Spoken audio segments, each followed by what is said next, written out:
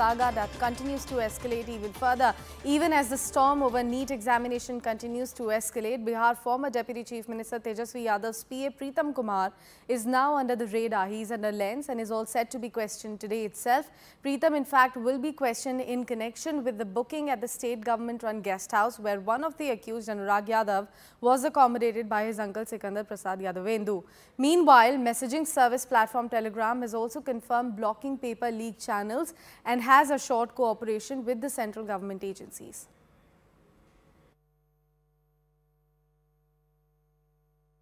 राज्य में सरकार उनकी, केंद्र में सरकार उनकी, जांच एजेंसियां उनकी।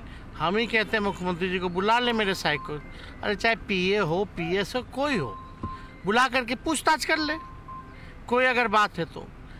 लेकिन जो उप मुख्यमंत्री लोग जो सवाल उठा रहे हैं, ईओयू तो आज तक कहा नहीं है इस बात को लेकर के, इनको तो रिपोर्ट करता है नहीं, ये तो बिना ज्ञान है, इन लोगों को ज्ञान नहीं है।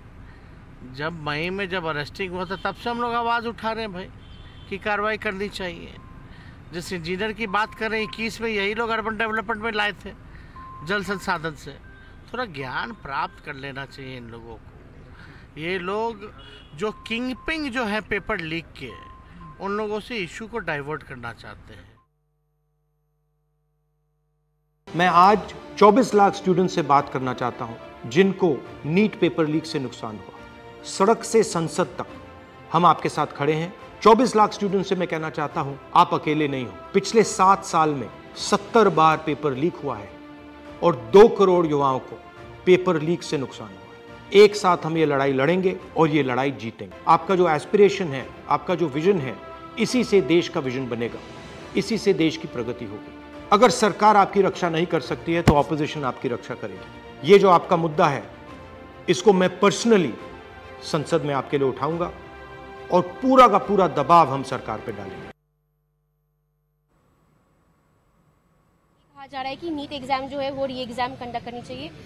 क्या एक डिमांड की जा रही है प्रोटेस्ट के जरिए, क्या मैसेज कन्वे किया जाना? नहीं, मैं ये कह रही हूँ कि क्योंकि मैं शिक्षा मंत्री रह चुकी हूँ, बच्चे 2 साल से इस परीक्षा की तैयारी करते हैं और पूरा साल भर बच्चे और पेरेंट्स इसके लिए क्या क्या तैयारी करनी चाहिए, क्लासेस लगाते हैं, एक्स्ट्रा ट्यूशन लगाते हैं, बच्चे रात दिन पढ़ाई करते हैं, उसके ऊपर उनका प्रोफेशनली जो है वो आगे जाने वाला जो है वो तय होता है।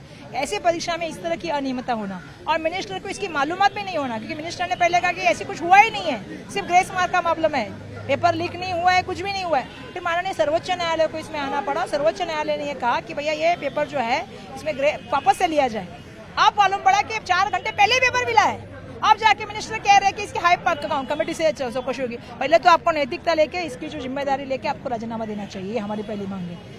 और सबसे बड़ी बात यह है कि मोदी जी पूरे दुनिया के सब प्रॉब्लम सॉल्व करते हैं। भारत में पिछले साल भर में 100 से ज्यादा परीक्षा के पेपर लीक हुए, रेलवे के अपघात हुए हैं। मुझे बताइए कौन सी जिम्मेदारी वो ले रहे हैं या किस मंत्री की जिम्मेदारी ले रहे हैं? संसद पे लोग घुसते हैं, उसकी जिम्मेदारी किस पे लेके आती है? तो ये सब चीजें हैं ना, इसका जवाब उनको भी देना होगा और ये जिम्मेदारी लेके मंत्री को राजीनामा देना होगा, क्योंकि इससे बच्चों का नुकसान हुआ है। मैं अभी से कह रही हूँ कि बच्चों की एग्जाम कब होगी, रिजल्ट कब आएगा, बच्चे जाएंगे कभी?